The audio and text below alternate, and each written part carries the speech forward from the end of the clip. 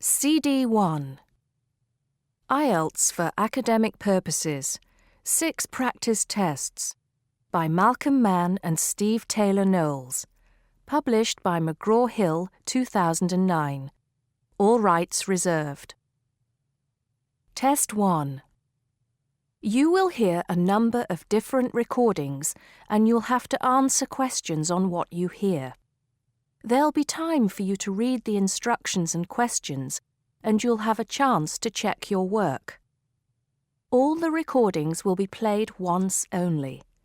The test is in 4 sections. At the end of the test, you'll be given 10 minutes to transfer your answers to an answer sheet. Now turn to Section 1. Section 1. You'll hear a head teacher and a teacher discussing a school camping trip. First, you have some time to look at questions 1 to 5.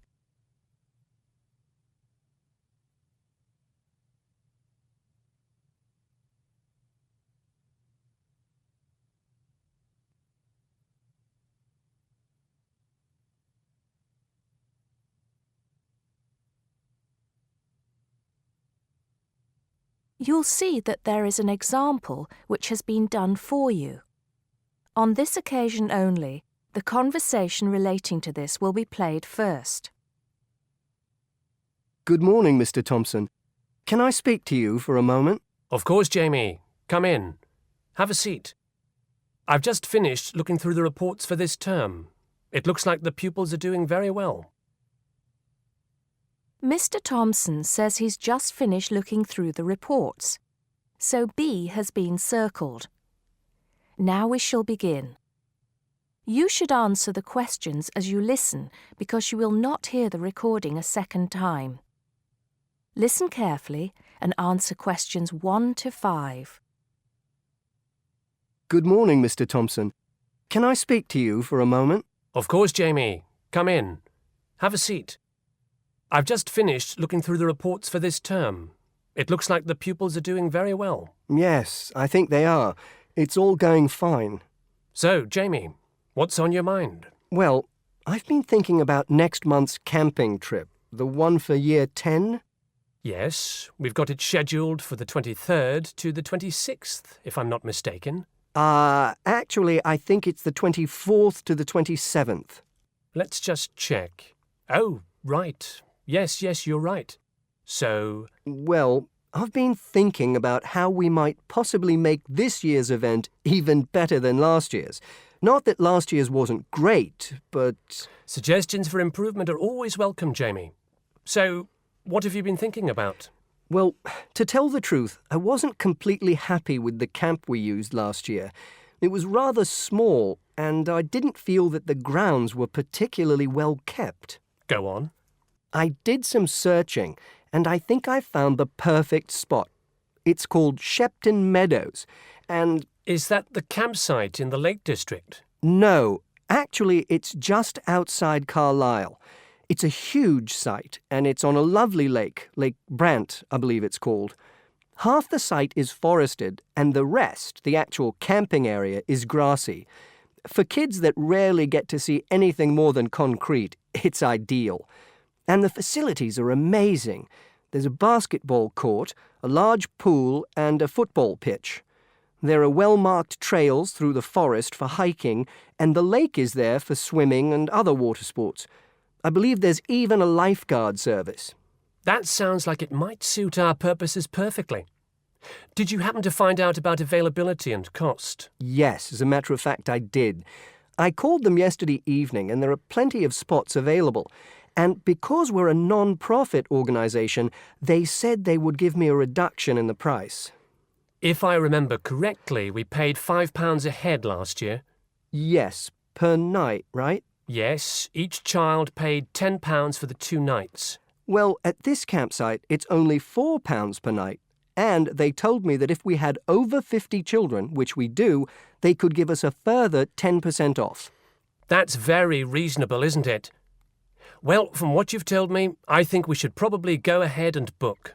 Excellent. I'm sure the children will love it. I'm sure they will.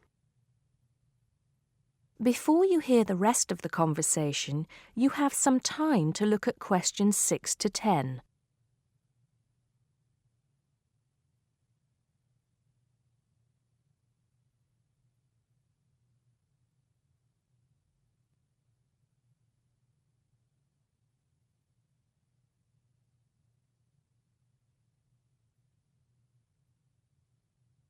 Now listen and answer questions 6 to 10. Now, Jamie, have you given any thought to an itinerary by any chance? As a matter of fact, I have. Wait 1 second. Yes, here it is. I've made a few notes. Okay, so, now, these are just ideas, of course. Yes, go on.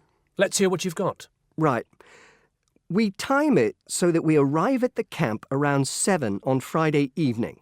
It'll still be light then, and we'll have plenty of time to set up camp and get ourselves settled in. At 8, we could have a barbecue, hamburgers and hot dogs, something that's nice and easy to prepare. And that children love. Yes. Then, lights out would be at 9:30, so the children will get a good night's sleep and be up bright and early at 7 on Saturday morning. Breakfast would be at 7:30, an hour's hiking from 8 till 9, and then a couple of hours at the lake. That would take us up to 11. I think that an hour of free time would then be in order. Let them have a chance to explore a bit on their own, Yes, great idea. And then? Let's see, a picnic lunch at 12, and then sports in the afternoon till 4. Another swim until 5, and then supper. After clean-up, around 6:30, we could have a talk-back session where the children get a chance to discuss their day and anything else they might have on their minds. Then a campfire and sing-along at 8, back to the tents at 9:30, and, well, that takes care of Saturday. Excellent. That would certainly keep them busy. What about Sunday? Sunday, right. As on Saturday, same wake-up and breakfast times, and then I thought we could go on a bit of a day trip. There are some caves about an hour's walk from the camp, which I thought the children might find interesting. We could leave at 8, which would mean we'd get to the caves at 9. They could explore for a couple of hours, and we'd head back at 11. 12 o'clock would see us back at the meadows. An hour's swim, and then lunch at 1. Then we could have organized games in the afternoon until supper at 5. It would take us an hour to clean up our sites and pack up. We'd be on the buses at 6 and all set to head back into the city. Well now, you've certainly put a lot of thought into this, Jamie, and it's paid off. I think it sounds wonderful. I can't think of a thing that needs to be changed. Let's go for it. Brilliant. I'll get the itinerary printed up and put it up on the notice board this afternoon. That is the end of section 1. You now have half a minute to check your answers.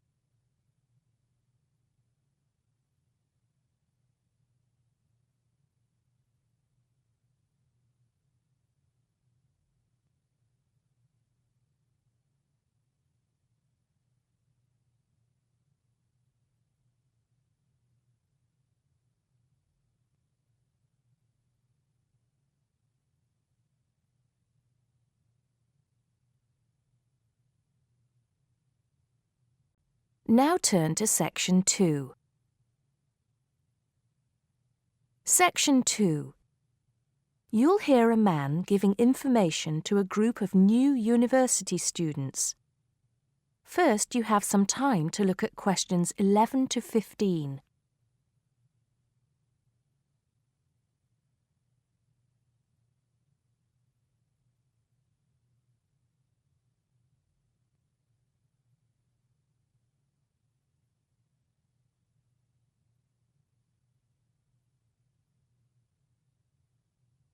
Now listen carefully and answer questions 11 to 15. Good morning, University of Radstock students, and thank you for coming out today. As some of you may already know, my name is Scott Barnes, and I am the director of the Student Services Office here at the university. I'm here today to give you some information about what Student Services has to offer you. To begin with, let me just say that I feel that our office will play an important role in the way that all of you will experience your time here at Radstock as students. Primarily, our center is geared towards providing answers to any questions you may have.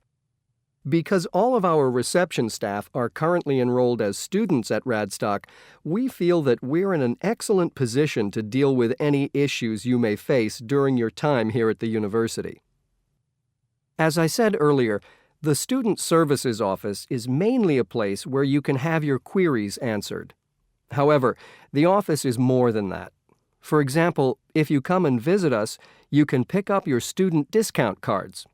Now, with these cards, which come at no additional cost to you, you can take advantage of reductions of up to 40% on all forms of public transport in the city. In addition, the cards are honored at many shops and restaurants in the area, giving you the chance to save up to 35% off food, beverages, and other purchases. Our office is also the place you should visit if you would like to get involved in any of the 30 different clubs and societies available at Radstock. Come in any time between 10 and 3 on weekdays and sign up to become a member of the university choir or orchestra, the drama or debating club, the university trivia team. The list goes on and on. For new students, I cannot stress enough how vital it is to participate in the non-academic side of university life. Yes, we are here to work hard and do our best at our studies, but student life is also about having fun and meeting like-minded people. So, bearing that in mind, make sure that you get involved and enjoy yourselves. Before you hear the rest of the talk, you have some time to look at questions 16 to 20.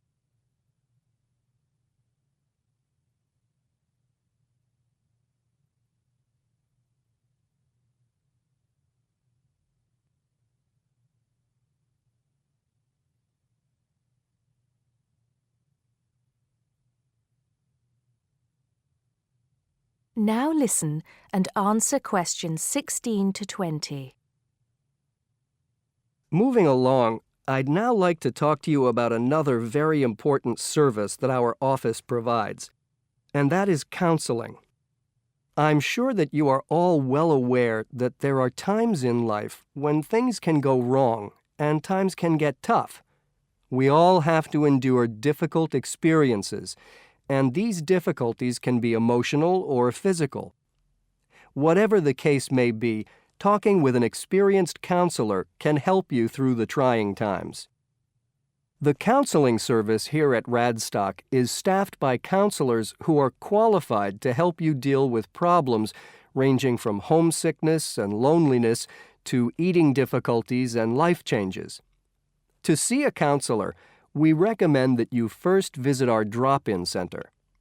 We run drop-in sessions on a daily basis from 9:30 a.m. to 2:30 p.m., and to reserve one of these sessions, you can telephone the counseling service on 121-5648-3907 on the day you wish to visit. Or, if you prefer, you can come into the Student Services office any time after 8:30 a.m. and complete a booking form. If it should happen that you need to cancel your appointment for the drop-in session, we would request that you contact the counseling service as soon as possible to let them know. Drop-in sessions can be as short as 20 minutes, but it's more usual for them to take about 45 minutes. During that time, you will be asked some questions to clarify your situation, and a decision will be made as to what further action, if any, should be taken. After your session, several things may happen. Firstly, you may be referred to one of the university's counselors for further counseling, which normally consists of another 8 sessions. Secondly, you may be asked to visit another source of help within the university. Or finally, you may be referred to an external organization. Whatever course of action might be taken, you may rest assured that what goes on in these sessions is treated in strict confidence. I'd also like to mention that the counseling service runs numerous workshops on the campus every year. The focus of these workshops tends to be on personal development, and past topics have included motivation, self-identity, and impression management. There is no fee charged for these workshops, and if you require more information, feel free to contact us at stuser@acadia.co.uk. That is the end of Section 2. You now have half a minute to check your answers.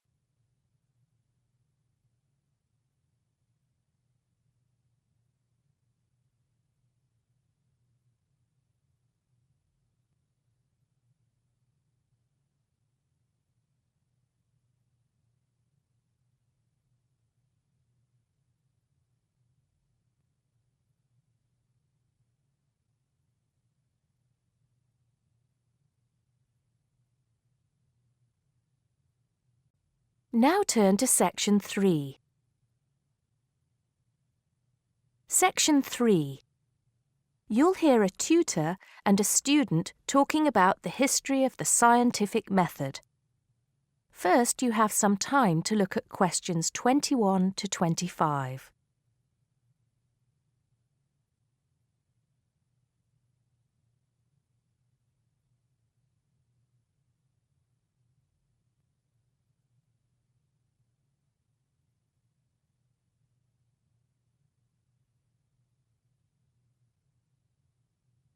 Now listen carefully and answer questions 21 to 25.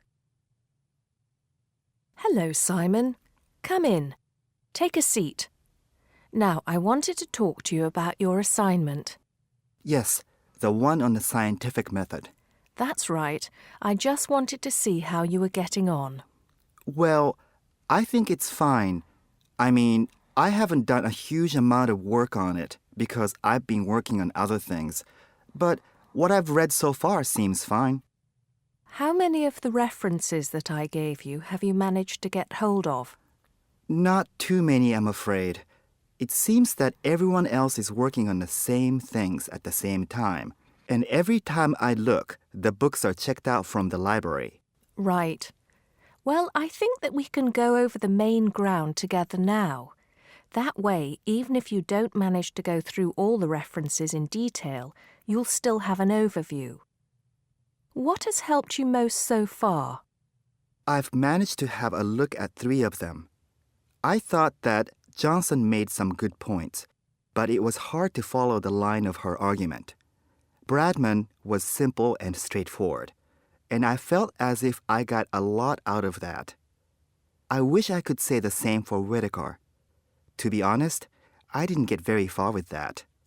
Okay, that's more or less what I'd expect. So tell me, what have you learned so far about the role of the Egyptians and the Babylonians? Yes. Well, there's evidence that the basic components of the scientific method, examination, diagnosis, treatment, and prognosis, were being used in the early 1600s BC, especially in the treatment of certain illness. Good. Yes, that's right. And the point, of course, is that that represented a considerable advance over relatively simple, non-empirical approaches, which usually attributed anything unknown to the actions of the gods, etc. Of course, the Egyptians and Babylonians did this as well, but what we see emerging here is a willingness to base opinion on systematic study of the real world, which is at the root of the scientific method. I see. Right, yes. And then that reappears later. Yes, although don't get carried away with the idea that it was a simple process of development. By the time we get to ancient Greece, let's take the period towards the middle of the 5th century BC, the rules governing the scientific method were practiced on a widespread scale, but there were still many people who believed that real truth could only be acquired by pure rational thought. Plato, of course, had a great influence on the development of the scientific method during this period. Through his academy. That's right. But then, as we know, a great deal of understanding of the scientific method disappeared as the old world order collapsed.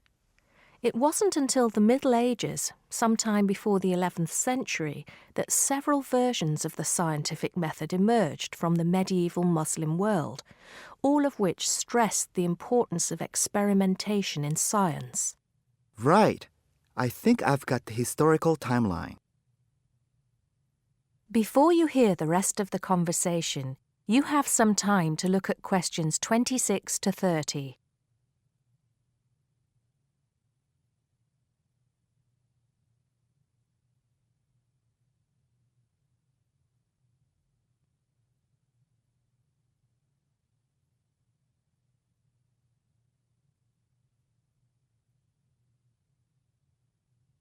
Now listen and answer questions 26 to 30. The other thing I'm struggling with slightly is actually pinning down precisely what we mean by the scientific method. I wonder if you could give me some pointers on that. Sure. Well, it's best to think of the scientific method as a series of steps in a process which allows us to find answers to questions about the world around us. So the first step is to identify the problem. What is it that you want to know or explain? And then I think the next step is designing an experiment. But you can't design an experiment unless you know what you want your experiment to tell you. Oh, yes. You need to form a hypothesis to be tested before you design the experiment. So there's a very clear relationship between hypothesis and experiment. Having designed the experiment, then of course you go on to carry out the experiment. The particular procedure you follow, the protocol, will differ from experiment to experiment, but the underlying principle is the same. You analyze the data from the experiment in order to confirm or disprove your hypothesis. Assuming the experiment is accurate.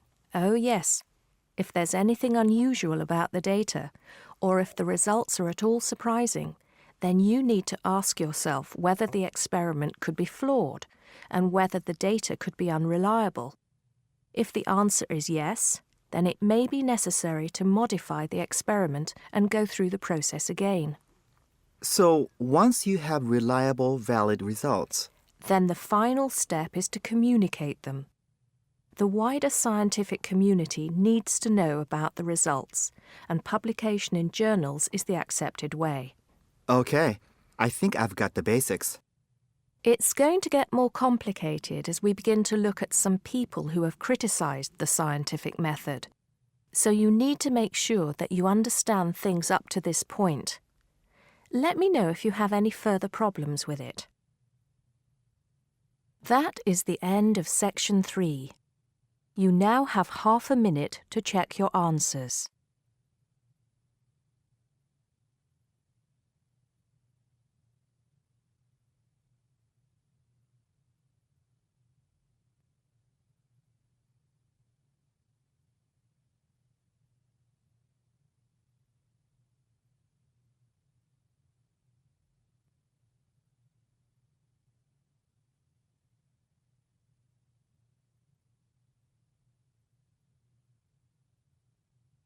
Now turn to section 4. Section 4. You'll hear a teacher talking about several British art galleries. First, you have some time to look at questions 31 to 33.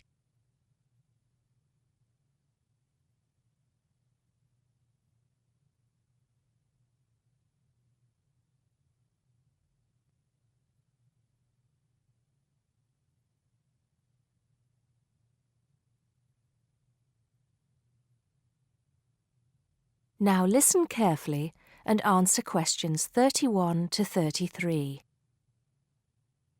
Good afternoon. Welcome to the first class of V100 Art and History.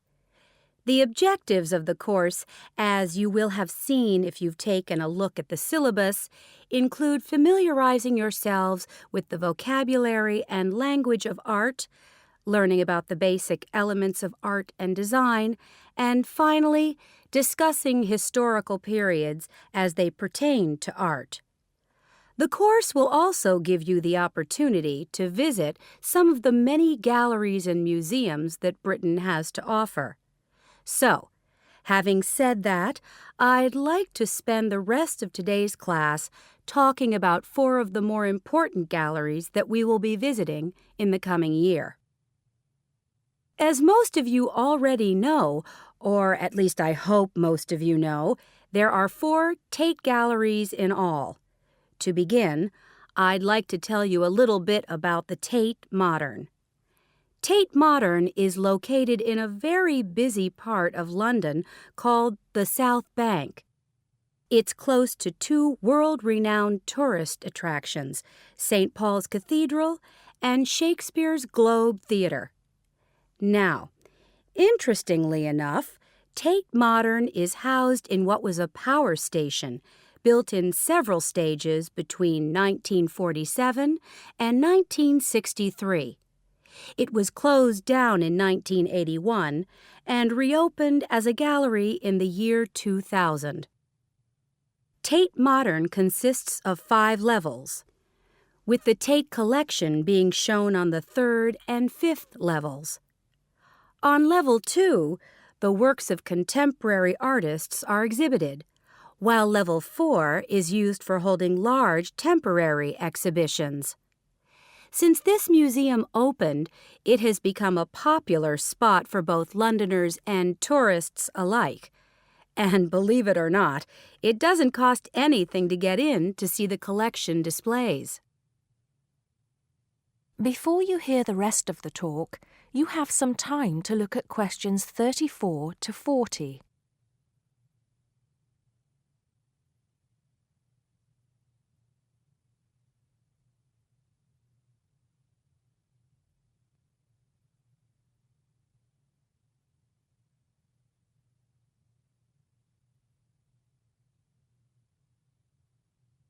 Now listen and answer questions 34 to 40. Now, the second gallery I'd like to talk about is Tate St. Ives, which is in Cornwall. It was built on the site of a gasworks, and it overlooks Porthmeor Beach. Tate St. Ives is housed in a 3-story building that was designed by the architects Evans and Shalliff.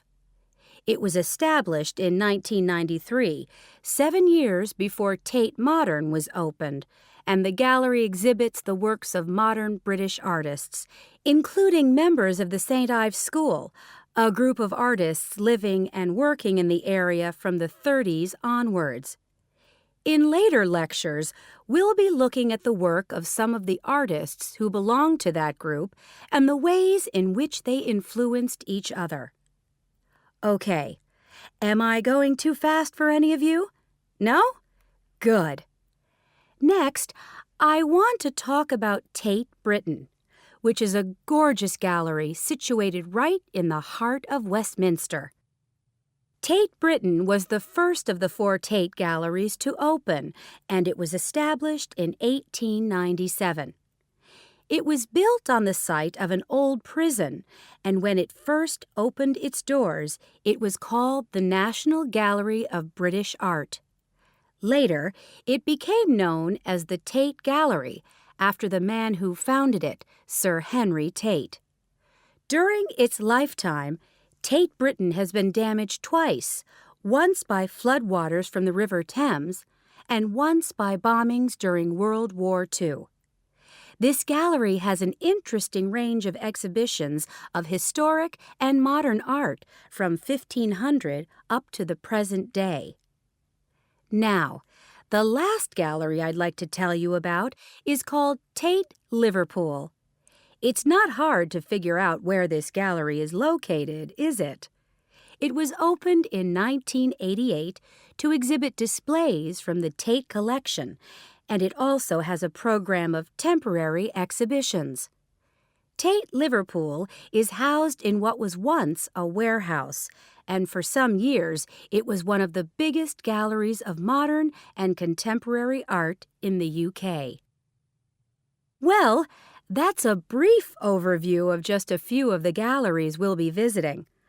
I'd like now to look in a little more detail at what you can expect to see in each of these galleries, starting with Tate Britain.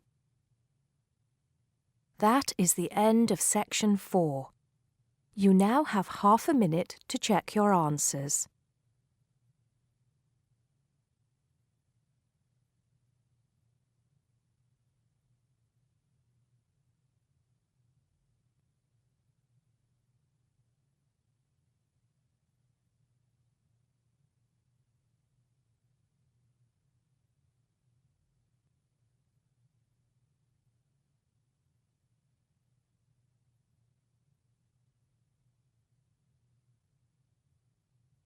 That is the end of the listening test.